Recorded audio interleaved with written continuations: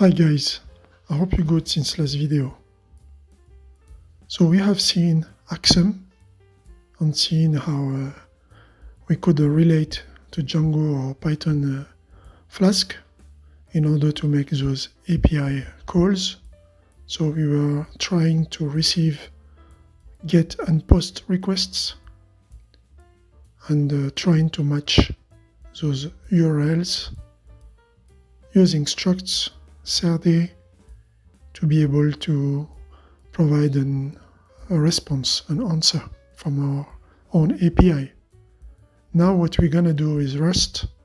We're going to create our first little application, which is going to be using an external API. We're going to be using Reqwest this time, and we will see how it's going to be.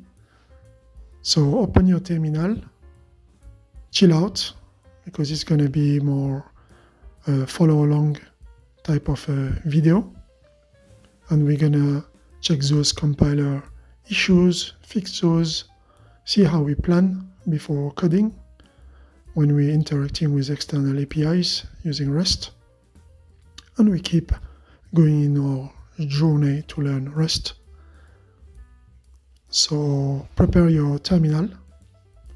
I have left also a link in the bio for the students who want to learn AI by doing, beginner devs who want to think of a service they could offer, or business owners who want to use AI for themselves. It's free. There is a guide PDF to download on the video. Link is in the pinned comment or video description. Get it now from our hub, Shaker Houses. Also, please like and subscribe. Thank you for your support. Let's get started. Project setup.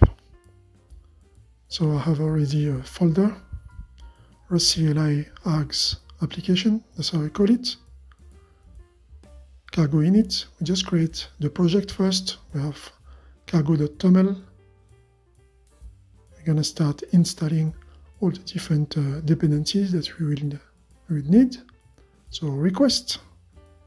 We're going to add a request with some futures.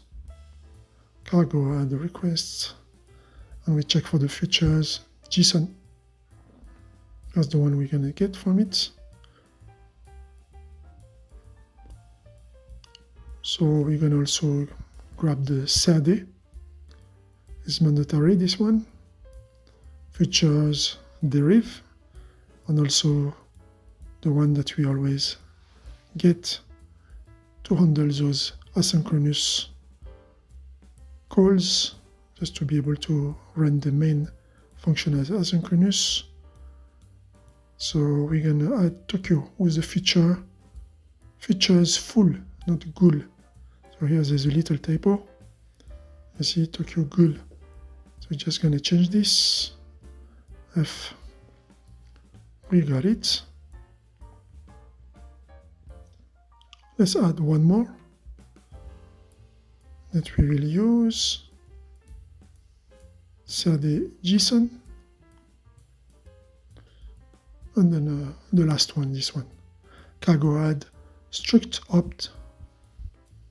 You will see how we use it. So we're good for the installation. That's how your cargo.toml should look like.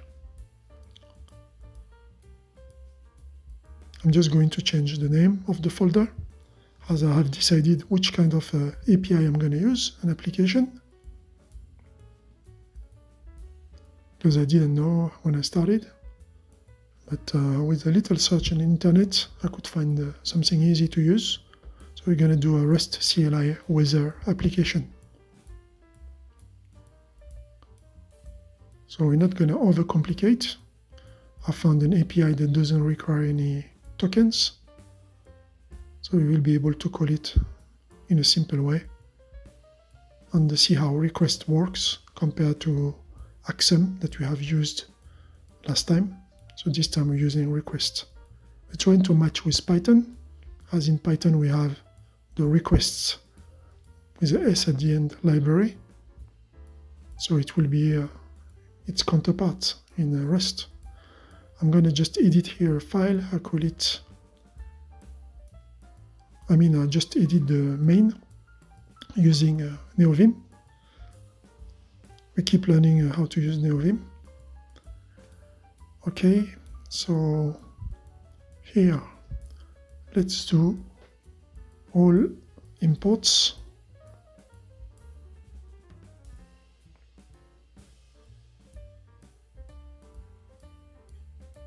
So we're going to import from CRD JSON. We need from str.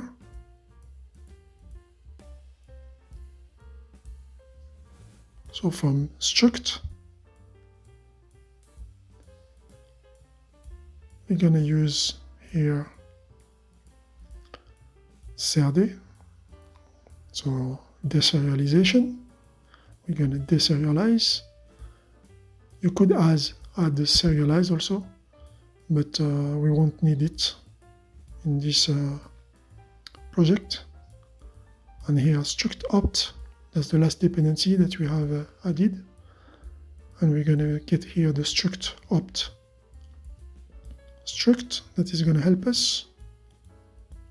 Requests. So I grab it like that, and also grab it in another way because I want the URL from it, the URL struct. So I don't know if those are macros or structs. Just a comment in the, just use the comment section to provide us more information about it.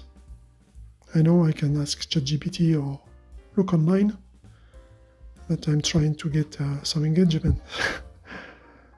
Okay, and this to check types. So I've been using a function. If you have followed along all the Rust playlist, it's a function just to print the types. So here I'll be checking some types. I'm using the same function. So you can find this in the documentation also. That's why I need this import from the standard library, as we're not using a super advanced IDE. Use std.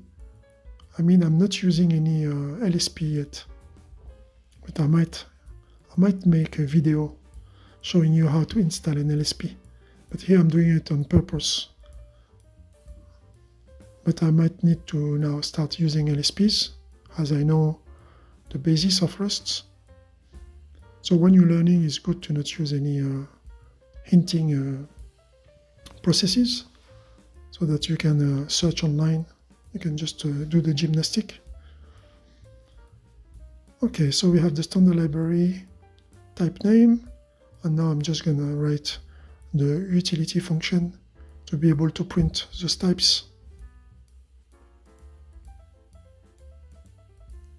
So if you have an LSP, you can just highlight the struct, and it's going to tell you what is the type, what is returning, and so on. So here I'm using this function that I'm going to just implement into the code.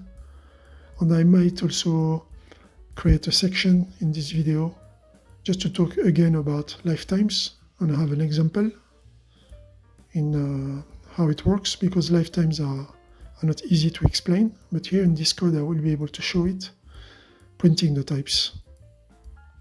So utility function to print the type we're interested in. We use T, we get a reference from T, and we just print this type, which is type name, what we have here imported from the standard library. And here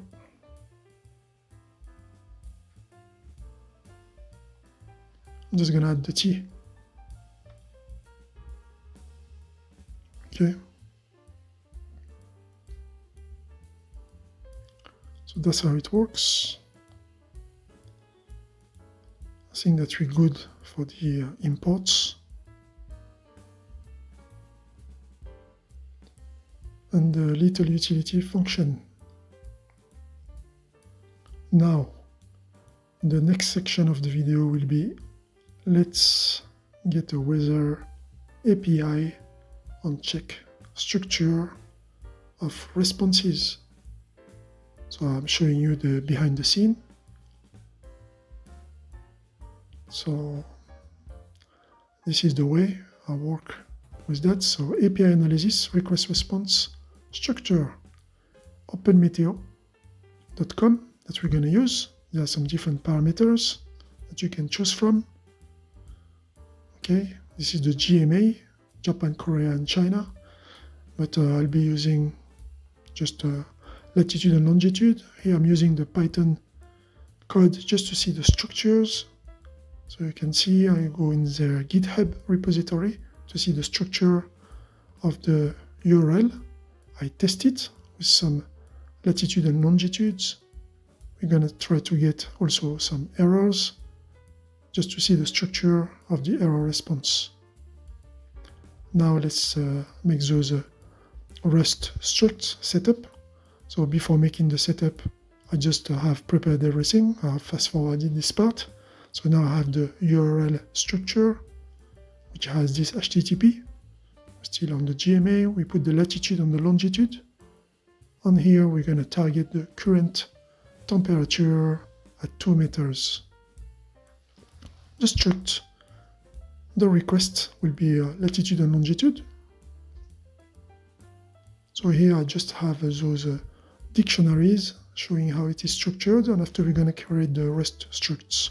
So for the response, we just want to grab the time and the temperature and the error response. Here, it's there's a reason as a key, and there's an error as a key, which is true or false. It's a boolean. So now that I have all those, we can maybe make one or two together so that you understand how it goes. Because I have fast forwarded a part which is an important part. So you go into your API, you check the documentation, you check the structure of error, the structure of successes, and after you document it.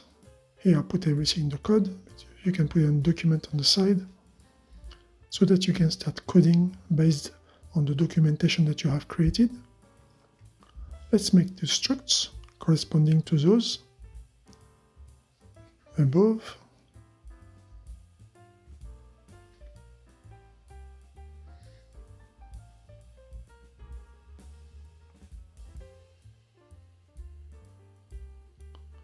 So here we will use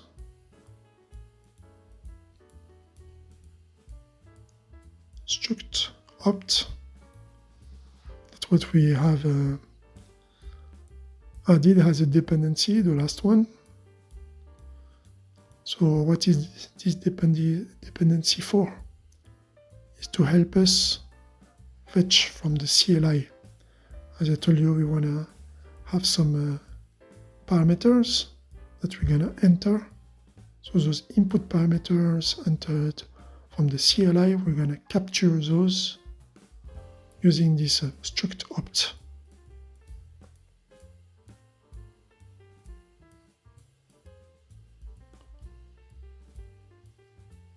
Okay, so to help us fetch input parameters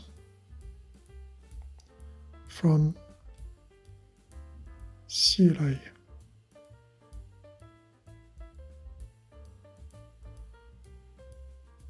Okay, so we have everything set. I just precise that space, so the space will be separating those input parameters.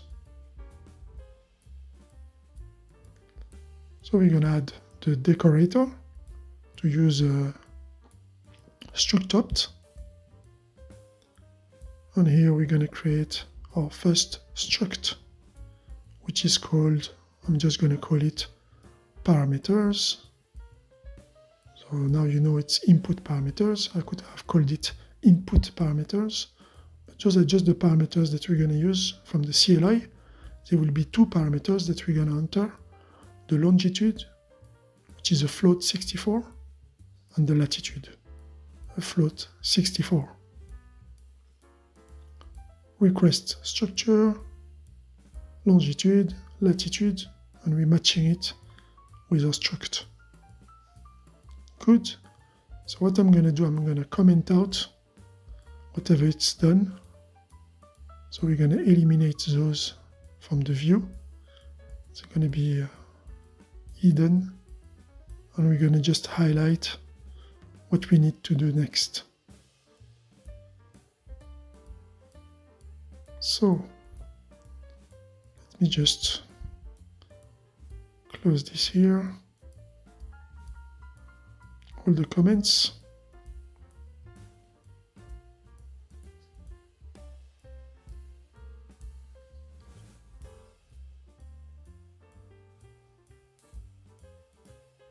So we want to catch the reasons of any response error.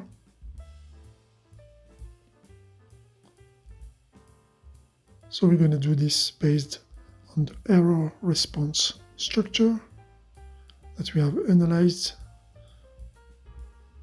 We checked the structure of it, and we will match it as well. So we're going to create a struct matching this error and reason.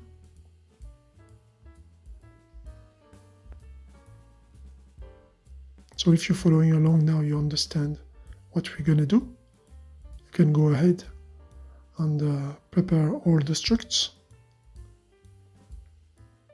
Make sure you have the right decorators.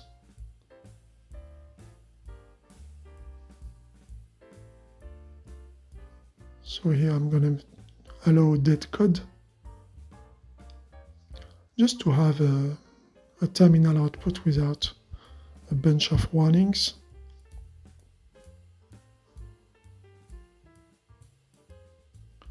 And you can add a second decorator. This one we need it, but we need the CRD deserialize. And we're going to add the debug as well, so that we can print in an easy way. It's going to implement debug, and this is parenthesis that you use. Okay, we are ready. We have those decorators, and now let's make the struct that we're going to call failed. The API call failed. There is an error response. Okay, so the error is a boolean. It's true or false, as you can see here. Okay, and the type of the reason, use the same keys. So here the keys, they have to match the key that is returned by the API. But I'm going to show you a trick if you want to use your own keys in your app later on. Here we go. So the reason is a string with a capital S. Let's match the next structure. Now what do we want to capture? I'm just going to use the same decorators here. Let's put those on top.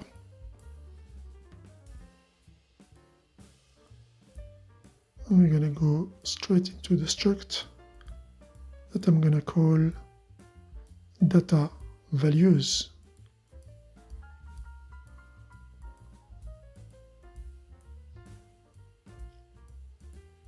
So if you're done with all your structs, let's see if yours are going to match mine. If you have a more sophisticated one, just comment those in the comment section, just to share your knowledge with the community. So structure, data values, we have a time and the temperature. The time is a string, the temperature is of type F64.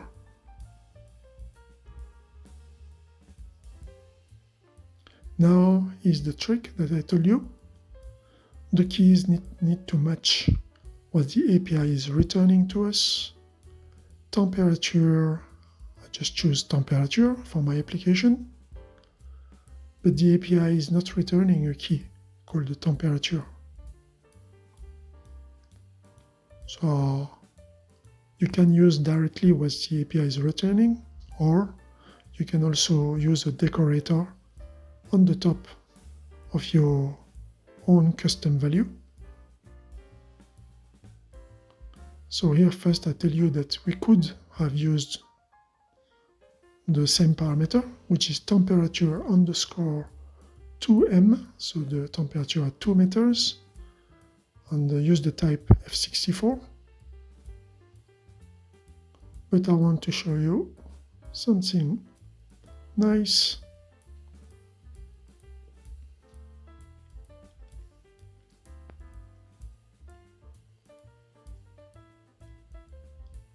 So the name defined in this field can be different from the API's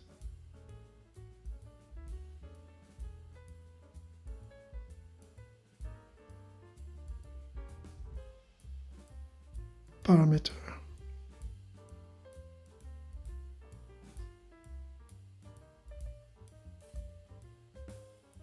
Okay, so what are we going to use for that? We can use CRD. So CRD again is here to help us with the deserialization, and here is going to help us to do a renaming. So we're going to rename our field in order to match what the API is returning.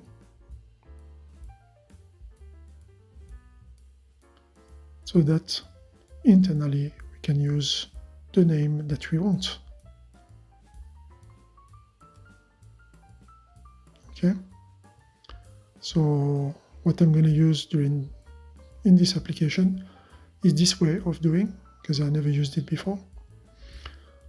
Let's do a renaming, and the renaming is going to be matching what the API is returning as a key for this field. So we use the decorator CRD, rename, and after here we're going to write it the right way, temperature underscore 2m, and it's going to be matching that field to our field temperature.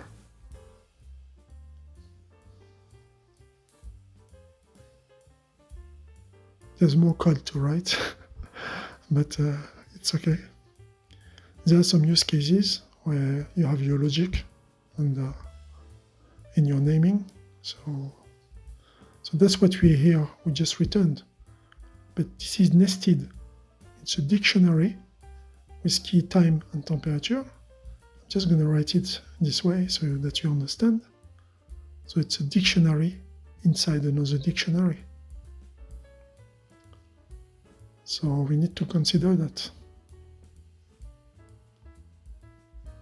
So our response structure here that we've done, the data values are matching the nested dictionary, time and temperature.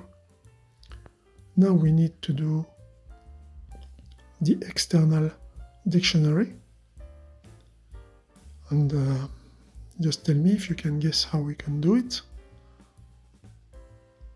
So we're going to use first those decorators, just this one here. No.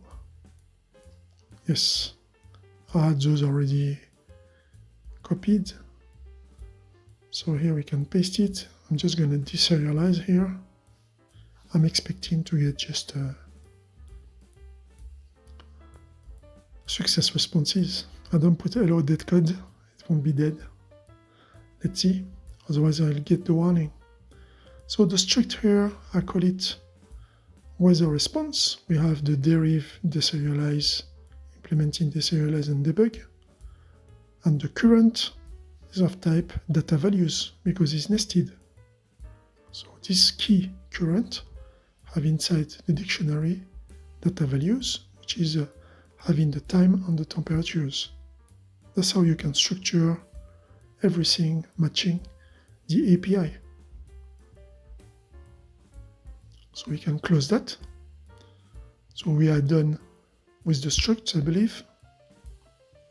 We still have the URL that we haven't matched yet because we haven't started coding the application. We're just making whatever we would need on the side for the moment. So from here, we have all our structs. Please like and subscribe during the little break. Otherwise the video is going to be too long if the break is too long. So let's start coding the application.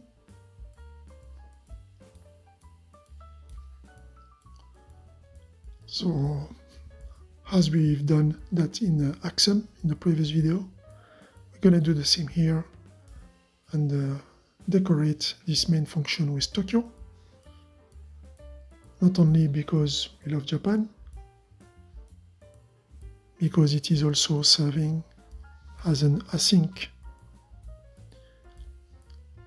implementer. So we'll be able to run the main function as an async function and use await inside for all the API calls, waiting for those responses.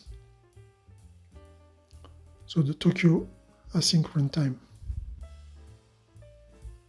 Let's add the decorator, Tokyo :main, and close those comments.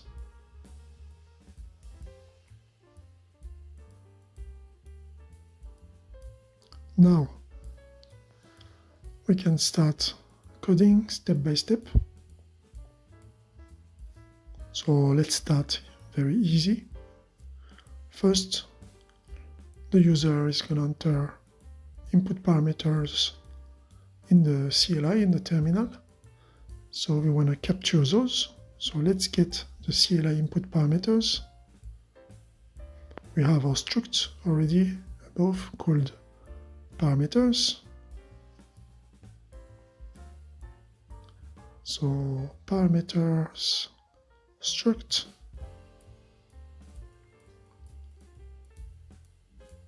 there is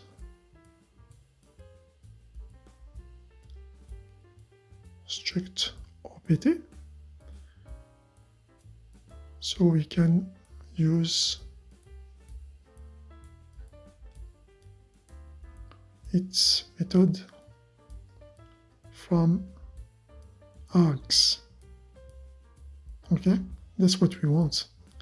That's why we're using it. And from args is going to use those terminal input parameters. The more I look at Rust stuff, the more I can relate it to Python stuff.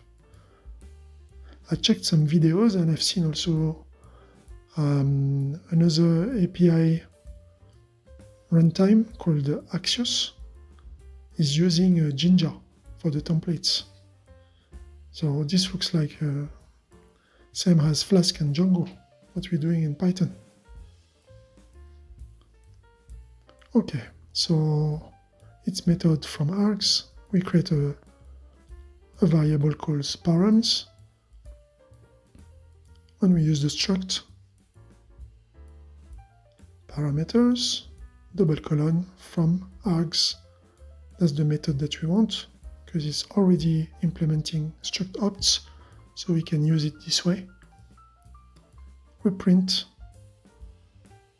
those arguments, which are latitude and longitude. It's implementing debug also, so we can do it like that.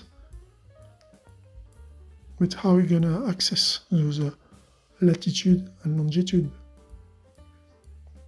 So I'm just gonna try to put maybe this in 2 lines. Let's do that. And after here, I'm just gonna explain you how we get those latitude and longitude. So we can use the dot notation because in the parameters struct, we have the fields latitude and longitude.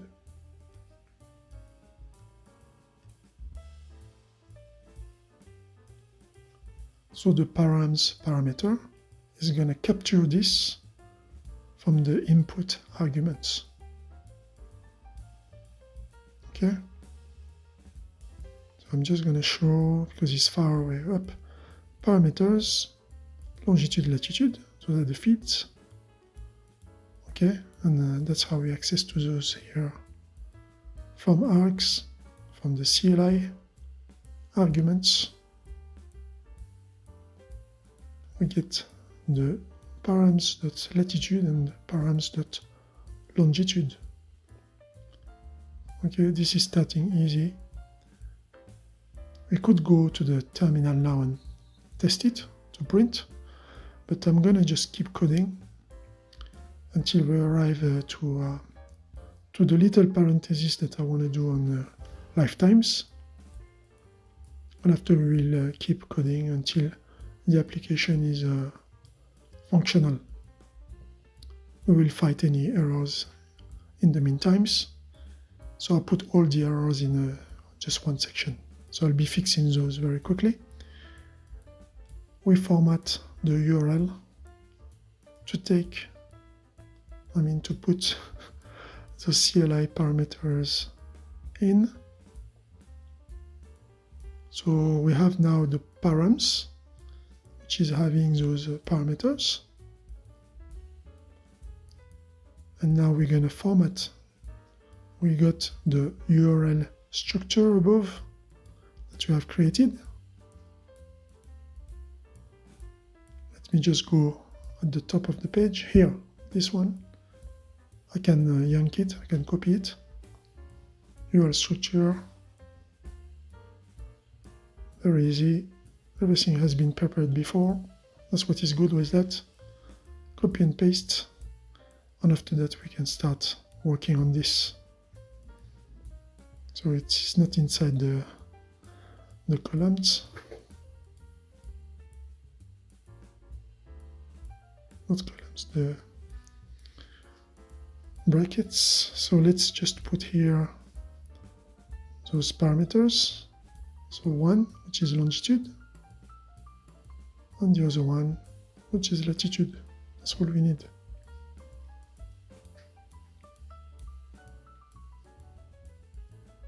Okay, now we have the full URL.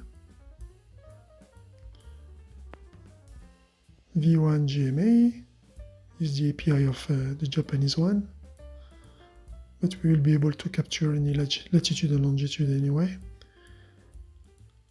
And temperature 2M.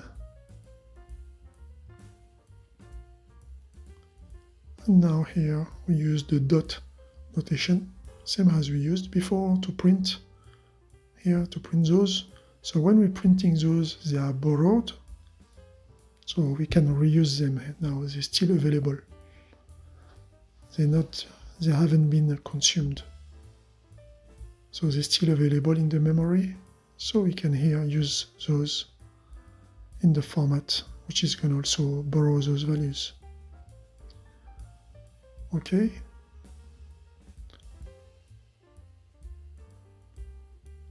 Now we have the URL. So the user entered latitude and longitude. The application has captured those parameters.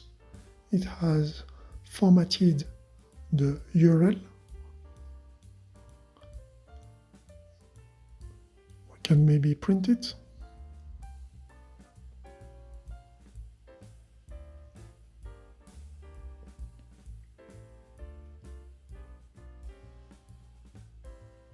Formatted URL, and here we put the URL to print. Good. So nothing hard. Please like and subscribe during the break, and we're going to go to the next fixing OpenSSL errors on the runtime on the REST lifetime example. So I'm going to use this section to just show you an error that could happen to you when you start a project in Rust, is getting an error with OpenSSL that doesn't work. At the same time here, so this, I'm going to fix it and show you how to fix it when I'll be running the compiler. So I'm going to run the compiler. I'm going to go to the terminal to run it to show you the example about the lifetimes.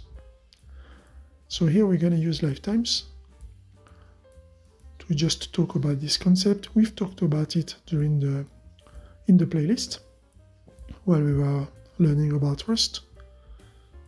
But here we got an occasion to just show an example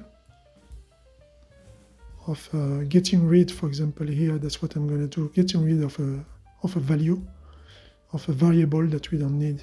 So let's print the type of it and show how lifetimes could be used to drop a variable that we don't need anymore from memory. So here I'm just printing, but this could be a full logic that you're gonna run, and after you don't need anymore to use those variables, so you want the memory to be freed from those.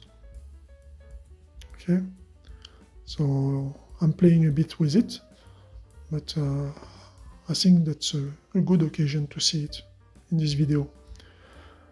No need for it, it works fine. So let's see. So here you see I have created those curly braces. I'm just going to here close this because we have used it. Okay, we can turn it off. So I can focus on the bottom part of the page. So this is our function to print the types. Let me just yank it. Okay, we got it. And here you see those curly braces. That's a scope inside of the main function. So whatever lives in this scope is binded to that scope. After this scope, it won't be in memory anymore. And that's what I want to show you here. We're going to be using URL parse in the next part of the code. Here I'm just going to be borrowing URL. So URL will still be available because we're just borrowing it. So in this scope you can borrow.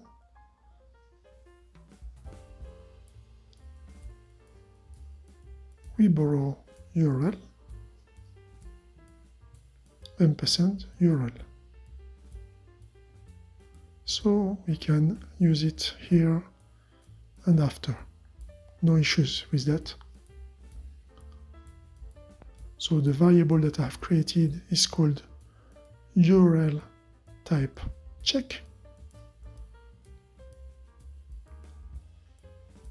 So we print the type of URL type check.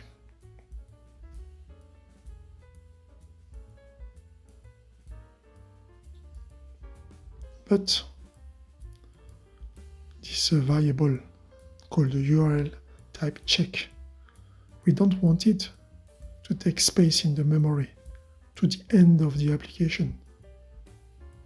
You want it to free this memory. Okay? So we make sure here that we won't be able to use it anymore after by creating this little scope. So we print URL type check. It's a borrowing here. So because it's a borrowing, it's not yet dead. So we'll be able to print here the type. So here I'm going to create an error basically that is going to tell you that that's going to show you what is lifetime. So here first I called my function print type, which is going to print the type. It can do it in the scope. After I'm going to use a println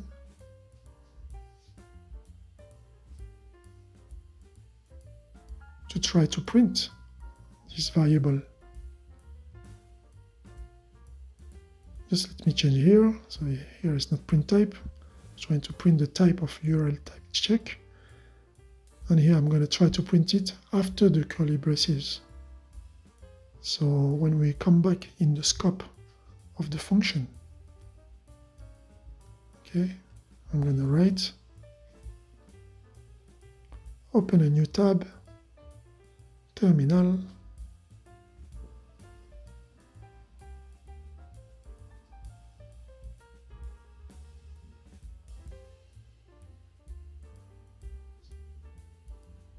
so I'll wait a bit, I fix this until I get my terminal opened.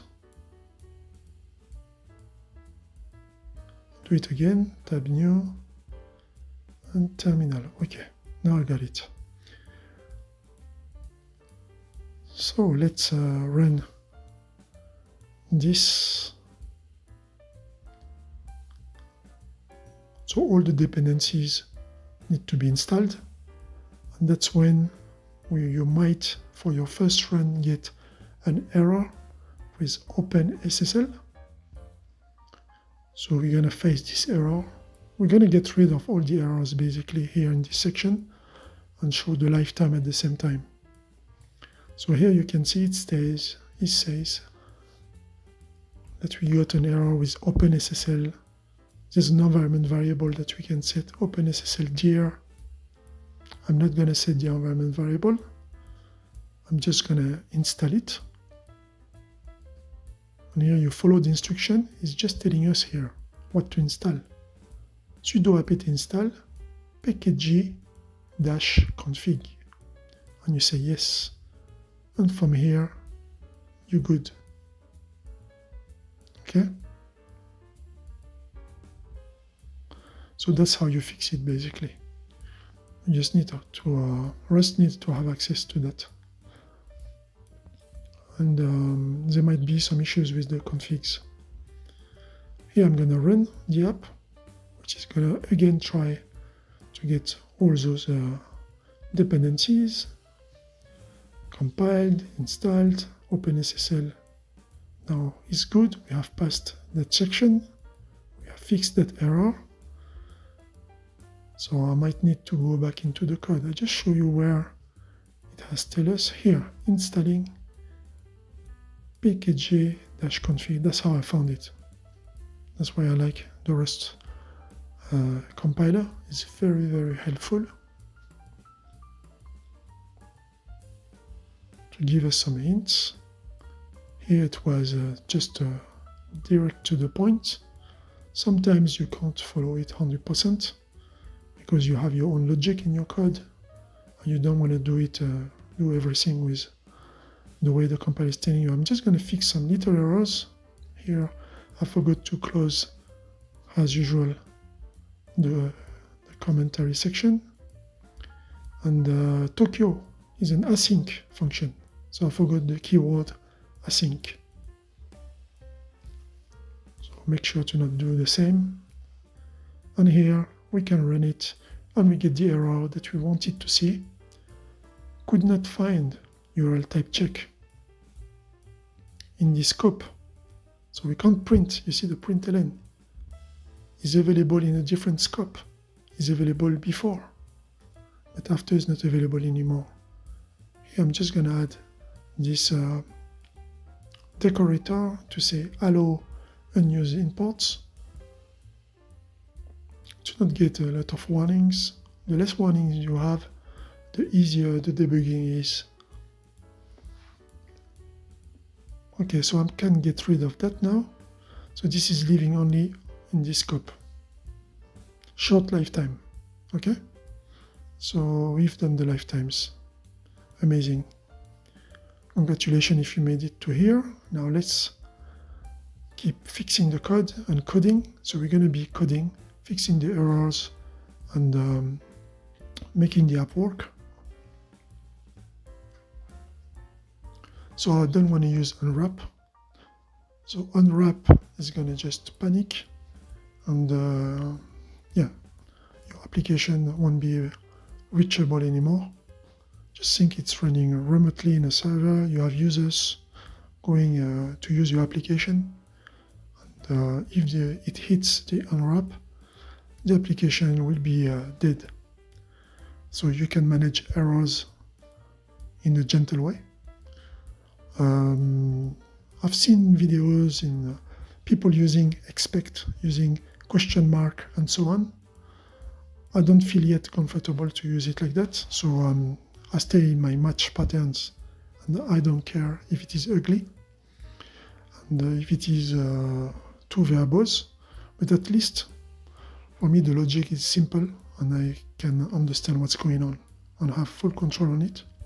And after, as I getting experience, I might be going and creating, even I've seen people creating their own error logic, error management logic, and having side functions for that. So we will try to not use unwrap and use match. So ugly, but preferred, as I understand what I'm doing.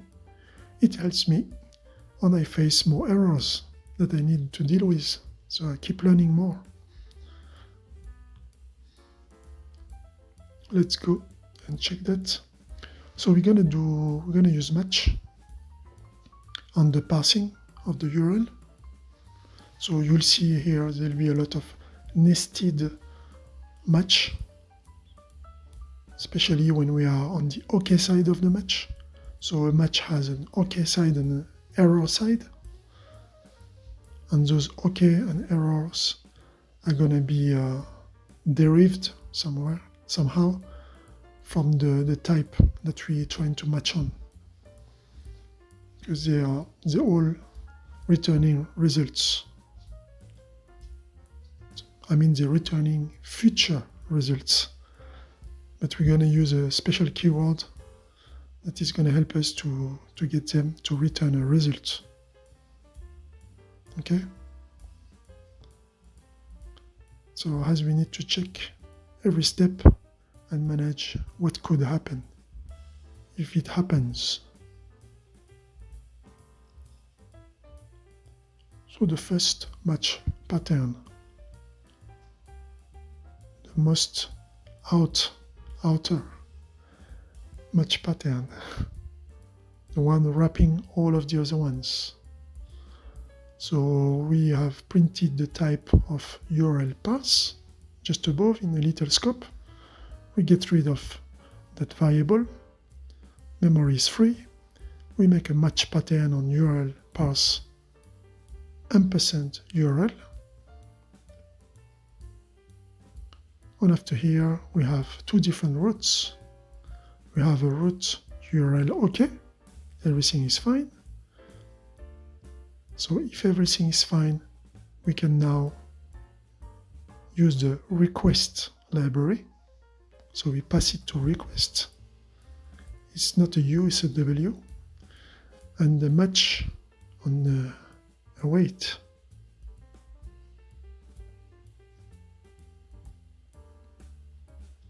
So await is a keyword that we're going to use. So in the await of it, because we're using an async function, so it's a pair async await. So waiting for the response. Okay, and here I'm going to use a keyword response. So response or not.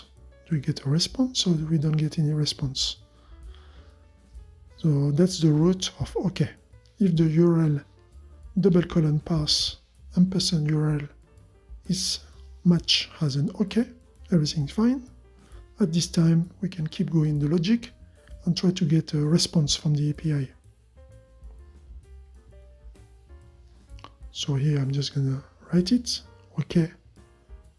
The URL parsed word that I wrote, it can be any explanatory word for you. You can put anything in, but that's the one that you're going to reuse after. Okay, so OK URL parsed, and you have the error side. All of the error sides, I'm trying to make those very simple, because we're just focusing more on making the API work and how the logic, the chaining of those match patterns. So here, if there is an error, I'm just gonna print. So you can see here, me I see it has in Python the try and except. So we get an exception, and I'm gonna use the word exception, passing URL. And I just plus the E for the error, which is gonna be printed. So we get the description of what it is. After, that's where here you could have a logic. Instead of just printing it, you have another logic. If there's an error, maybe you're going to be doing something. And that's where people get their own functions to handle their errors. We're not yet there. So here we have OK URL passed. If the URL is passed, the result, I'm just going to write the type. Okay, it's a result URL. So the URL side is the OK side. It's a result URL passed error, which is the error side. So that's the type that we're going to get from URL passed and %URL. And that's how the match pattern helps us to get the URL, which is going to be encapsulated into the URL passed word that I have wrote inside the OK parenthesis.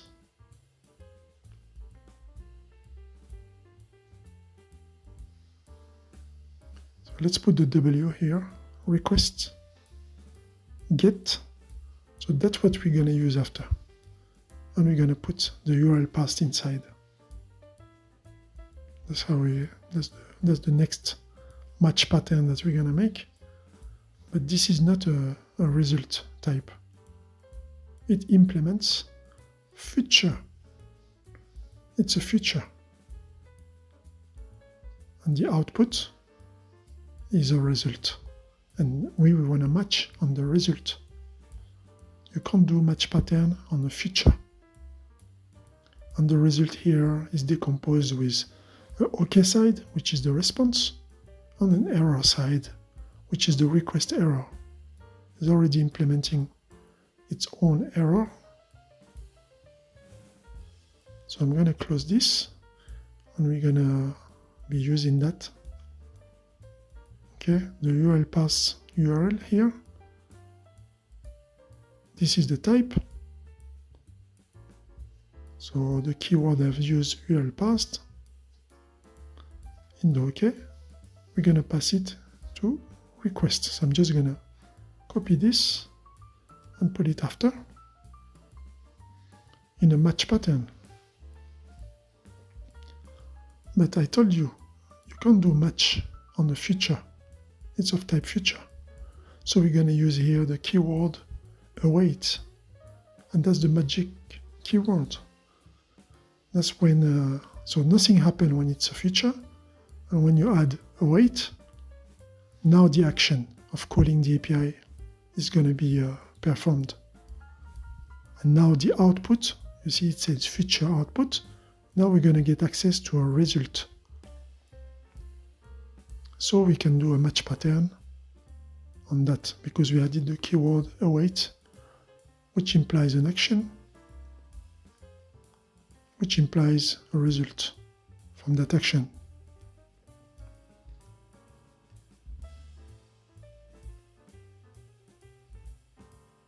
Okay.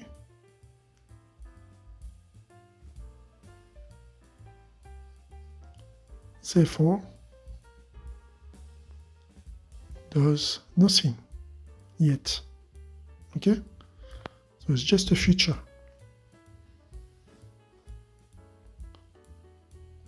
It needs the magic keyword await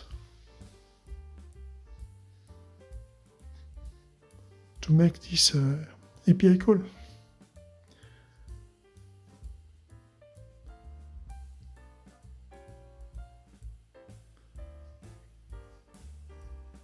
I put a space between be and com, but it's to become. To become result, response. So now we can do the match pattern on it because is the output, it's a response or a request error.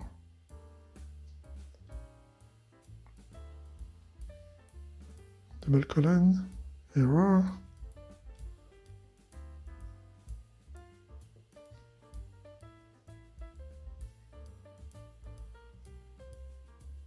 Okay.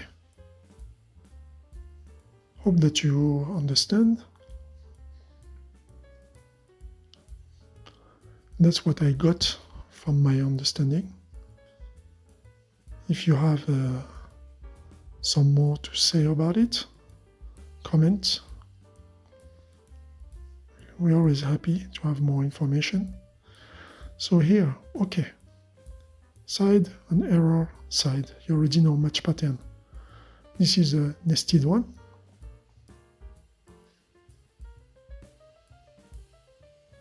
So if we get the response from it, let me close those comments so that we can now focus on that.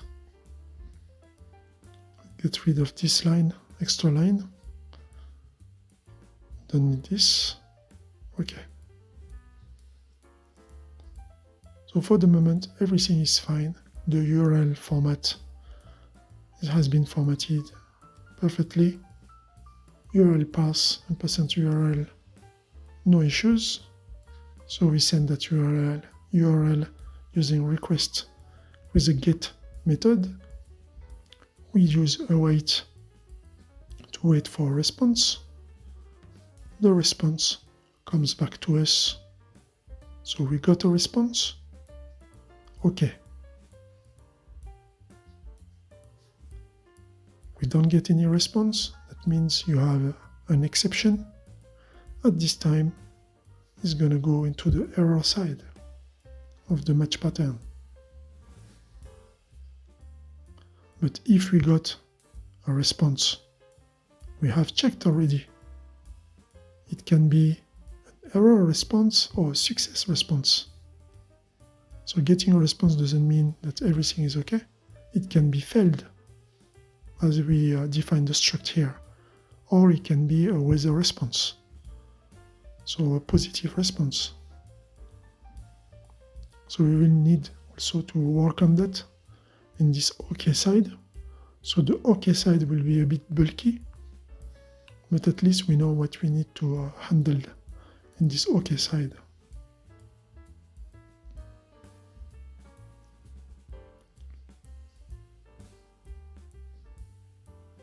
So here I'm just writing a little bit of a boilerplate, so I know what I need to do in the OK side. Otherwise it can be very confusing when you're using nested match patterns like that. So we get the status code. I'm gonna work with the status code. If I get a status code of an error, I can try to match with the failed struct. So capture the reason, okay, and the request library is implementing status code struct. So we can use request status code. I'm going to create this now, that variable.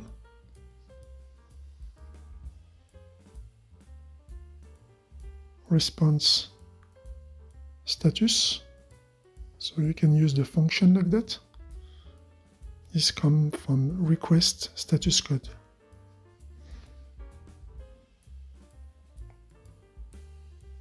Because when we call it, we use request get. So that's why we have the access to request status code, and we can use it in the response dot status. I can print also the type of it, just to check the type of it.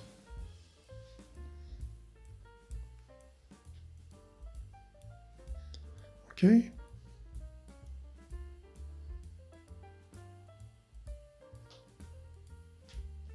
After here, we can use an if statement. If the status is okay. Or match, I don't know. Let's see. We get the body of the response. So it could be an error.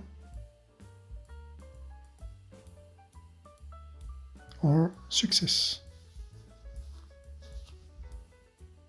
So you can use if-let if you want for that. Or you can use match, if statements. You're going to see response text. In the boilerplate, we keep going.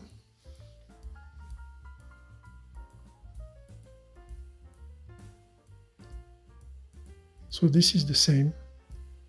We can also access to the function text, which is a future.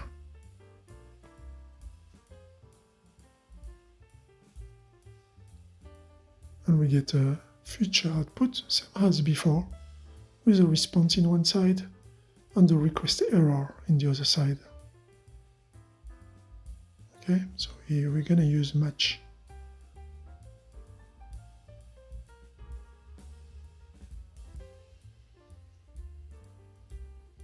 Therefore, it does nothing yet until we use the magic keyword, okay, which is await.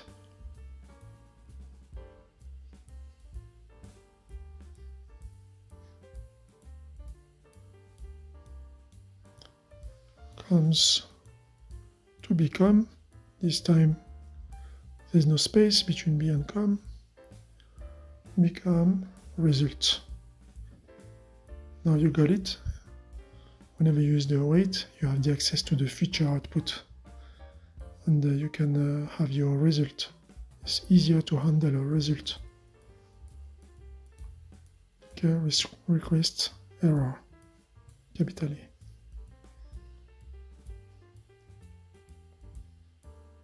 Let's close those comments so we can see the boilerplate here.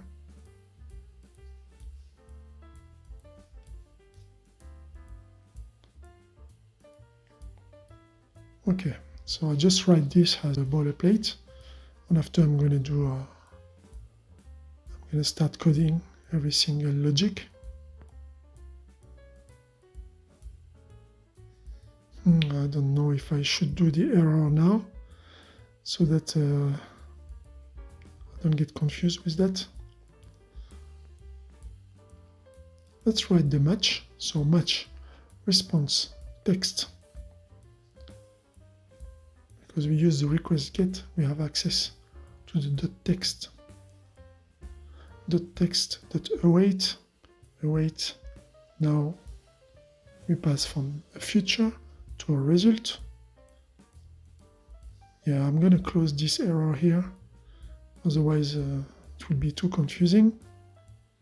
So here, error. I'm just going to print just a little message. Shall I copy this or put the comma here? So we're going to say fix the typo, and we're going to say failed to read response text.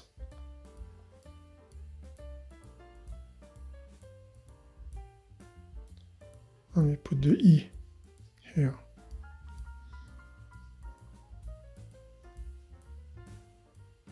We put it in 2 lines.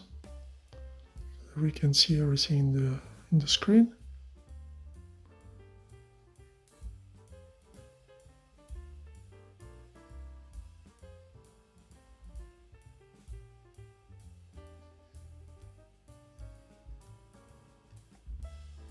Okay.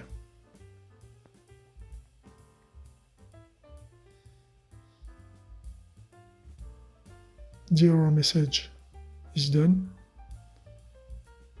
Now we can go back to our match pattern. So we don't get any issues with those curly braces. That's what I was worried about, those curly braces, to not miss one or add one more. So we're gonna match on the response text. We use the keyword await. Now we got our result, and now we have to match that result on failed or with a response.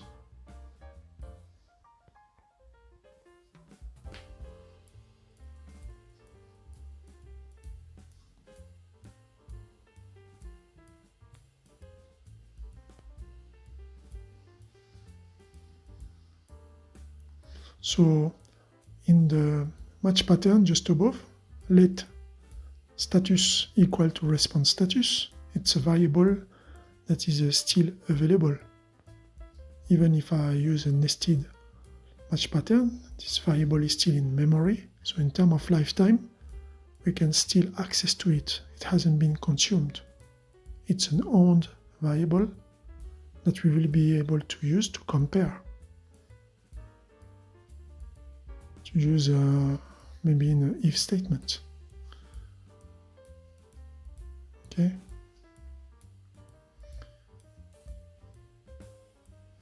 So we have the OK side, which will be the body answer, the body response, or the error side, which will be just a message, little message. We're gonna put here, I'm gonna put it in 2 lines. So we have the little e, and we're gonna put it in.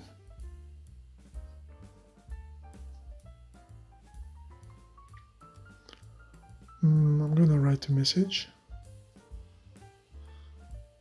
Should I say exception or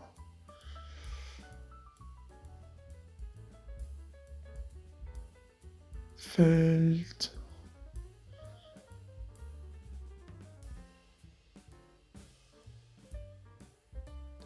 Failed to pass API response. No. Failed to pass with a response.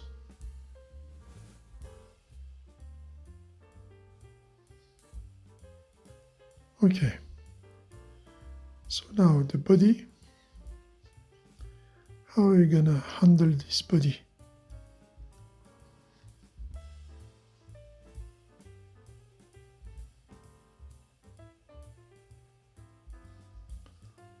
So let's comment a bit. We can do a type check on this body.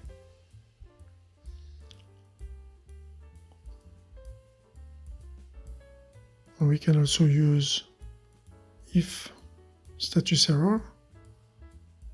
So here same, I'm commenting as a boilerplate after I'm gonna start coding it. So print type check, use if status because the status variable is still available. So we're gonna use it here. If the status equal to error,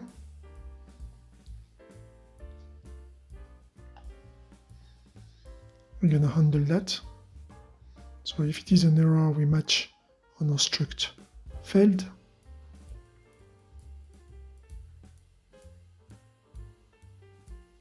Okay.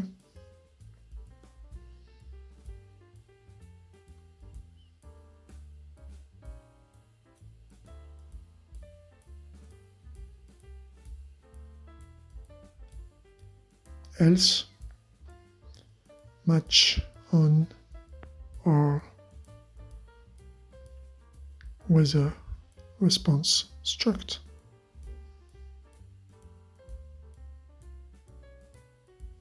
Okay. So we're gonna render something to the user in the terminal. It's gonna be a failed or with a response. And we're gonna use the status code here just to check what side of the branch is gonna be rendered to the user. term of in the case of a OK body.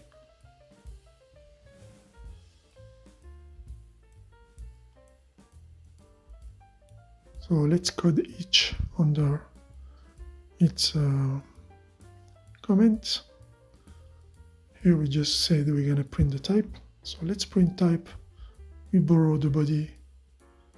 We're going to see what's the type of the body.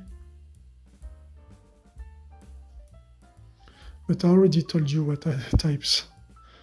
But it's okay. You will see those in the terminal. We'll see what is a feature.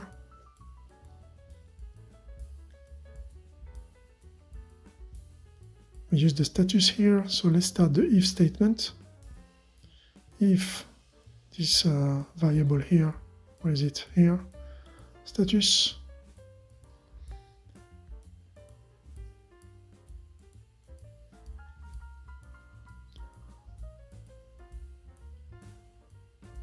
So we said that we're going to use the method.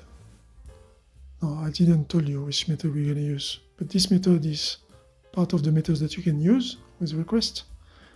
Status is a request status code. On this request status code, struct implements is client error method. So we can use it here. If status is client error, the naming is very explanatory. We match, and that's when we're going to use the from str from struct, because we have used this decorator called struct opt, so we have access to that. Double colon, we announce the struct, which is failed, and between the parentheses we borrow the body. Okay, again a match, yes.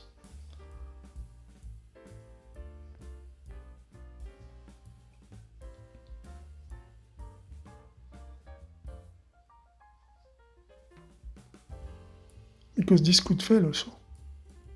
Maybe the struct failed that we have a construct is wrong. Maybe we didn't write the right keys. Those keys doesn't exist in the response, and we're trying to capture those. So that's why you need also here to handle the error of this scenario. So deserialize to our fail struct, and same here. Okay, an error. I don't know what is the big O notation of those match patterns. Maybe 1, 2, 3, 3n or 3n, something like that. I don't know. So use the comment section to tell us what's the big O notation of those match patterns. If you have another way to do it, but easy to understand, and very easy to explain also in the comment section, just explain it. So, the OK side, OK, error response. I know it's error response, but it's in the OK side. That means that we could match an actual response, which is an error. So if we could match it, we're just gonna print to the user the error using eprintln. Error 400, I don't know how much, because I don't know what's the status code. I could have printed the status code also, but we're gonna just keep it like that. Error response, and after the error side, I'm just gonna print a message. Very easy. So in the error, between the parentheses, I put an underscore because we're not using any variable. So we're just going to print this little message, fails to pass API error response. So that's the exception, which could happen. Okay.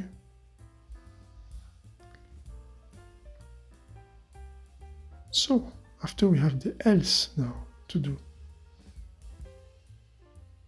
So if status is client error, we do the match on the error. But if it is not an error, we're gonna match on the weather response. So this, I'm gonna get rid of it. That's what we want to do next. Else, we match on our weather response.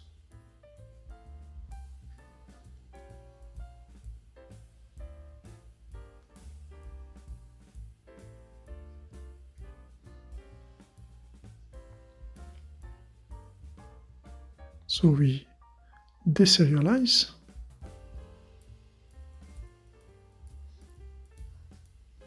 Okay. What are we going to deserialize? So we're going to deserialize the response to match with our response. So the response has a lot of fields, but we just want to match and capture actually just certain fields. That's why the struct weather response that I've created is just targeting the key current. And inside the key current, we will be able to get those values. So match from underscore str from struct, which struct weather response. We borrow the body of the response. So body is a word that I've used. You could have used any word like that in the OK just above, but you need to reuse it after. So same here. Maybe the weather response, the way I built the struct, the nested struct, maybe I'm wrong. So we need to do a match pattern and handle those errors. That's what we're doing here. We have an OK side. It is OK. We return the weather forecast. It's not OK. We're going to return the error to the user. So here I use the keyword weather. Could have called it weather forecast, but I just put weather, make it short. We're going to print the response, which is in the weather. And the response, as I told you, it's a huge response with a lot of keys, a lot of values. But here it's just going to match our weather response struct on the nested data values. So we're going to get the time and the temperature. Let's go success 200++, and we print that weather forecast. In case of error, we're going to return the error. So here we want to know what's the problem. So I'm going to use the E and just to print that error.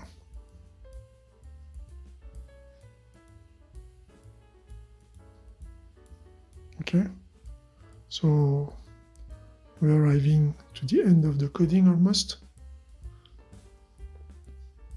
So you target any API that you want to use. You're going to go through the documentation. You check the documentation. You check the structure of the requests that you need to make to the API.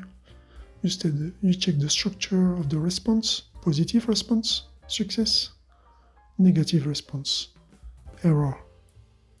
You come back to your code, you start documenting those. After having documented those, now you are ready to build all the structure around your code. You build your structs, you get your dependencies. After you make your main function as a async function, you use the keyword await to be able to action all those features and get the results from those. You handle the OK side and the error side of each scenarios. So that's what we've done basically. I'm just going to close the comments. If there's any error, I'm going to come back to fix it. But you won't see all the struggle. I'm going to cut it, and I'm just going to show you what I have fixed in the code, because you might be following along and writing with me, so you're going to find those errors for sure. It is good for learning. Okay, we get the parameters, we format the parameters, we print here the type of URL parse, we match on URL parse, which is borrowing this URL. Okay, the URL is passed, we request get, we do a get request, we get a response. Okay, we get a response. Let's get rid of this space. We're going to save the status code. We're going to use it later on. We get the text in the response, which we call body as a keyword. We check the status code if it is an error. If it is an error, we return. I'm going to close this. We match with our failed struct, and we return it to the user. It's going to get the reason why. Else, everything is fine. So we're going to match with our weather response. Same here. We return the success, or if there's any exception, we're going to return it to the user. And after here, same for the other ones, we just get the chaining of errors, which is going to be returned for all the OK sides. Okay?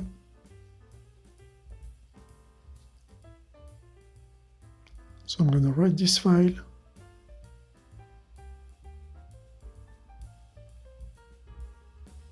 And after, I'm going to run it. Cargo run. Don't be surprised, there'll be some errors. So here I put the input parameters. I separate those with a space, latitude and longitude, 100%, using nested match patterns. There will be some parentheses that you have missed. So here I'm just going to fix one parenthesis that I have missed. Else, you see the else here, I haven't closed it. So you come here and you close the else parenthesis with a comma. So I'm just going to push everything in so that we know where we are. Okay, this is where the parenthesis goes. And now you see it's highlighted. That means it works. I'm going to write it. Here I got another error. It's because I did a print and an e-print inside the print. So I was talking a bit too much. So I'm just going to get rid of this. So you just need to print one message. You don't need to print inside the print. It doesn't work. I'm going to get an error for that. Okay, I've deleted that. Right. Let's run it again. Okay. There's an extra parenthesis. Okay, those are the prints. Those are the prints. Because I have deleted the top of the print, but not the bottom. You see mismatch closing delimiter. Okay. That's why we don't want all those warnings. And this is the delimiter that I needed to close, which is this one here. You see it's not highlighted because I'm in the comma, but when I go in the parenthesis, it doesn't work. So it was a print nested in another print. So you get rid of both sides. And now it's highlighted, means it works, it's matching. So we've seen lifetimes. We have fixed the code, and yeah, you've seen how to code everything to the end. Let's have a little break. Please like and subscribe during the break. And now we're going to start using our weather application. 26, 21, 127, 67. So this is latitude and longitude. We get all those types printed. there's an error. Latitude must be in range of -90 and 90, and given is 127. So we have matched on our failed struct. So you always need to test those edge cases. So you create an error. Did I create it on purpose? Yes. So you create it on purpose. Here we get the parameters. We get the formatted URL. Okay, we get the result, the first one, the URL path, status code, type status code, type alloc string, and so on. Clear. And now let's try to find, I did 79.54 now, 21.52, minus 26 degrees. So this is too cold. We're gonna try to find a place where it's hot. So here the data values, we got the success. So our struct was well structured. We did it fine. So we're gonna try to go in a region where it's a bit more hot, 26 degrees. So latitude 34 and 16 for the longitude. Okay, so we're not gonna be in Europe anymore, but you can see if you wanna go to Asia, you're gonna go to 50 and more. You're gonna go in Asia or around the Middle East. That's where we're gonna get our nice hot temperature if it is winter. So 26.3 degrees. So it will be in degrees, not in Fahrenheit. So let's move a bit more in Asia. Here we are in 50, 16. We're gonna stay in the tropical area. 16.0. 26.9. Okay, we get just a little bit more. So I feel comfortable when we are above 30 degrees. So 40. Okay, let's approach Middle East. 27.6. It's getting hot. 300 doesn't work. So the error has been triggered. 30. 22.9. So maybe 30 is in the cold, so 60, 26.4. So after that, you just play with it. I'm just gonna try to reach 30 degrees, moving around the world, and targeting those regions, which are tropical regions. Okay. I stop when I reach 30. That's my game. 45. 23 degrees. That's the latitude I need to move. Yeah, 27. So around 30 is getting hot. Let's go a little bit north. 23. Little bit south maybe. 10. 26. In between. 5. This is we are closer to the equator. 31. 4. So I've found my next place for holidays. We have seen how we can enter some input parameters from the CLI, so from the terminal, and get those serialized. We could also deserialize what we receive from the API. We have made a plan, checked how the success and how the error response were structured in order to be able to see what we need to extract from those JSON. We use CRD for that. So you create your structs, and after you start coding your little application. We have checked the structure also of the URL, and we used those input parameters, so those terminal input parameters, in order to call the API with those latitude and longitudes. We have found a very warm place and we know the longitude and latitude. So we will see what we're going to do next with Rust. We keep going and exploring. Let's stop here. Hope that you like this video. Please like and subscribe, and see you next time.